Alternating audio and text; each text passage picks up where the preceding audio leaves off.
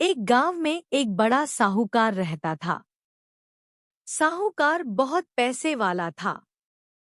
आसपास के कई गांव में उसका बड़ा नाम था। लेकिन इस साहूकार को अपने पैसों का, अपने रुतबे का और अपने नाम का बड़ा ही घमंड था। वह अपने नाम को बनाए रखने के लिए बहुत ज्यादा सोचता था और बिना किसी के भावनाओं की कद्र किए वो सब करता था जो उसे लगता था कि करना चाहिए। साहूकार को कई सालों बाद एक संतान प्राप्ति हुई थी। साहूकार ने अपने इस खुशी को मनाने के लिए अपने घर पर एक बहुत बड़ा कार्यक्रम रखा, जिसमें उसने आसपास के गांव के सभी श्रीमंत लोगों को और सिर्फ ऐसे रिश्तेदारों को जो पैसे वाले थे बुलाया था। पास के ही गांव में साहूकार की खुद की सगी बहन भी रहती थी, क्योंकि इन दिनों उसकी आर्थिक परिस्थिति कुछ अच्छी नहीं थी, इसलिए उसने अपनी बहन को तक इस कार्यक्रम के लिए नहीं बुलाया। साहूकार ने जिस कार्यक्रम का आयोजन किया था वह इतना भव्य था और इसके अलावा उसमें इतने प्रसिद्ध और श्रीमंत लोग आने वाले थे कि इस कार्यक्रम की चर्चाएं हर गांव में होने लगी। यह खबर उस साहूकार की बहन तक भी पहुंच गई। बहन को यह जानकर बहुत ज्यादा खुशी हुई कि इतने सालों बाद उसके भाई को आखिरकार संतान सुख प्राप्त हो ही गया। बहन ने सोचा कि भाई गलती से उसे इस बारे में बताना भूल गया होगा और अपनों को भला कोई न्योता देता है। भोली बहन ने अपने भाई के यहाँ उस कार्यक्रम में जाने की तैयारियां शुरू कर दी। जिस दिन वह कार्यक्रम था उस दिन बहन सुबह सुबह ही अपने भाई के घर जाने के लिए निकल पड़ी। रास्ते में अपने पुराने मैले कपड़े देख उसे ख्याल आया कि अगर किसी और के घर जाना होता तो मैं ऐसे कपड़ों में जाने की सोचती भी नहीं, लेकिन मैं तो मेरे अपने घर, मेरे मायके जा रही हूँ, वहाँ मुझे ये सब सोचने की कोई जरूरत नहीं है। जैसे ही वह अपने मायके पहुंची, वहां का भव्य आयोजन देखकर वह बहुत खुश हो गई और उसे अपने भाई पर बहुत गर्व हुआ। वहां पर वह जल्दी से जल्दी अपने भाई को मिलकर उसकी खुशी में शामिल होना चाहती थी। वह तुरंत सीढ़ियां चढ़कर घर के अंदर प्रवेश कर गई। उसने देखा कि उसका भाई मेहमान के तौर पर आए सभी धनाढ्य और नामी लोगों का स्वागत करने में व्यस्त है। बहन जैसे ही अपने भाई की तरफ उससे मिलने के लिए बढ़ी, उसके भाई की नजरें उस पर पड़ गई और अपनी बहन को ऐसे मैले पुराने कपड़ों में देखकर भाई ने उससे मिलना तो दूर बल्कि तुरंत बहाना बनाकर वहां से निकल गया।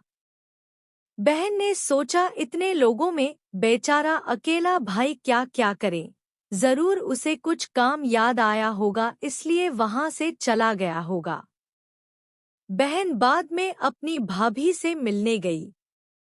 भाभी ने उसका स्वागत किया और उसे खाना खाने के लिए आग्रह किया। बहन ने सोचा ठीक है, पहले खाना खा लेती हूँ, फिर बाद में आराम से भाई से मिल लूंगी। बहन खाना खाने के लिए पंगत में बैठी। साहूकार भाई ने देखा कि अपने सभी धनवान मेहमानों के बीच उसकी गरीब बहन बैठी हुई। सभी कीमती पोशाक पहने लोगों के बीच उसकी बहन जो पुराने मेले कपड़े पहनकर बैठी थी, यह साहूकार से देखा नहीं गया। उसने अपनी बहन को अपने पास बुलवाया, भला बुरा सुनाया और वहां से जाने के लिए बोला। बहन ने अपने सपने में भी नहीं सोचा था कि उसके साथ कभी ऐसा व्यवहार भी हो सकता है, और वह भी उसके खुद के मायके में। अपना अपमान होने के बाद बहन तुरंत अपने घर ससुराल जाने के लिए चल पड़ी। बहन इस बात को पचा ही नहीं पा रही थी कि उसके अपने भाई ने उसके साथ इतना बुरा व्यवहार किया। उसकी आंखों से आंसू नहीं थम रहे थे। रास्ते में उसे अपनी पुरानी दोस्त मिली। उस दोस्त ने उसे रोने का कारण पूछा। हालांकि बहन उसे कुछ भी नहीं बताना चाहती थी, लेकिन दोस्त के बार बार पूछने पर उसने उसके साथ हुई सारी घटना उसे बता दी।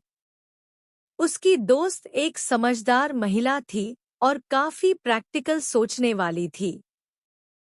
उसने कहा, अगर तुम मेरी बात मानो तो एक दिन तुम्हारा भाई खुद तुम्हें अपने यहाँ बुलाएगा और तुमसे माफी मांगेगा।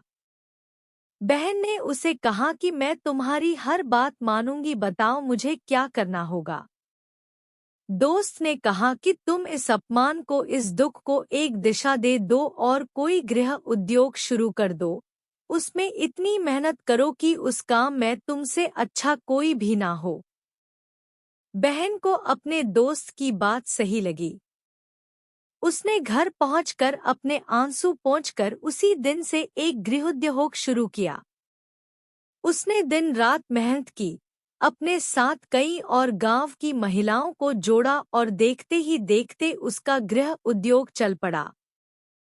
कुछ ही सालों में आसपास के 50 गांव में उसका नाम और रुतबा काफी बढ़ गया और अब वह पैसों के मामले में अपने भाई से भी ज्यादा बड़ी बन गई।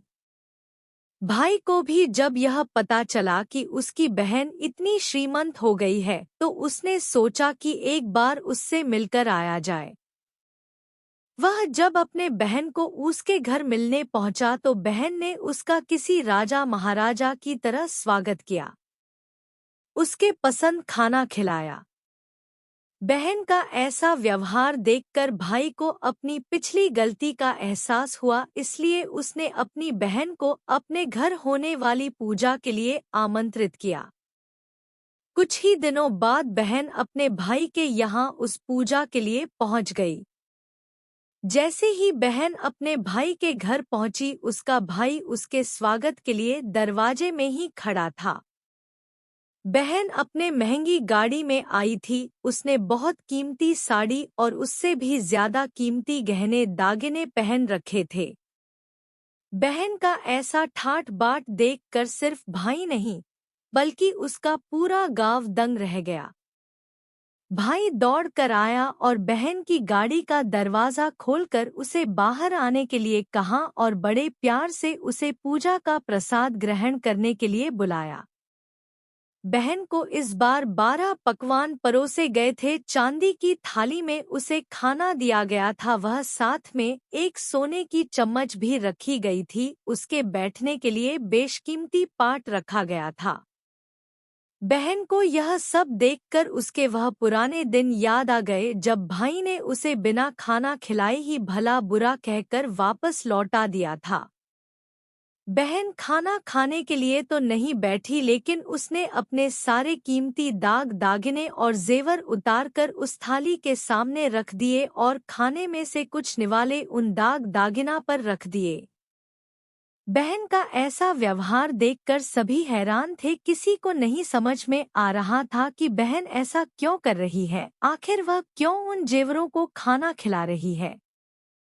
जब सभी ने उससे पूछा कि वह क्यों ऐसा कर रही है, तब बहन ने सबके सामने बताया कि आज जो उसका इतना मान सम्मान हो रहा है वह दरअसल उसका नहीं, उसके इन्हीं कीमती दाग दागिनों और कपड़ों का हो रहा है। क्योंकि मैं तो अभी भी वही पुरानी साहूकार की बहन ही हूँ, अगर कुछ बदला है तो वह मेरी परिस्थिति है, मेरे कपड़े और गहने हैं। भाई ने अपनी गलती का एहसास होने पर इस बार अपनी बहन के पैर पकड़कर माफी मांगी। बहन जो पहले भी अपने भाई से निस्वार्थ प्रेम करती थी, उसने अपने भाई को माफ कर दिया और उसे गले से लगा लिया।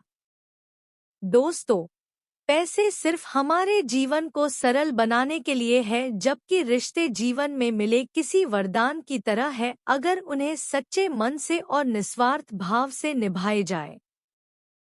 पैसे खर्च हो जाए तो आप बाद में भी कमा सकते हैं, मगर रिश्ते खर्च हो जाए, टूट जाए तो दुनिया का सारा धन भी आपको उन्हें वापस नहीं दिला सकता।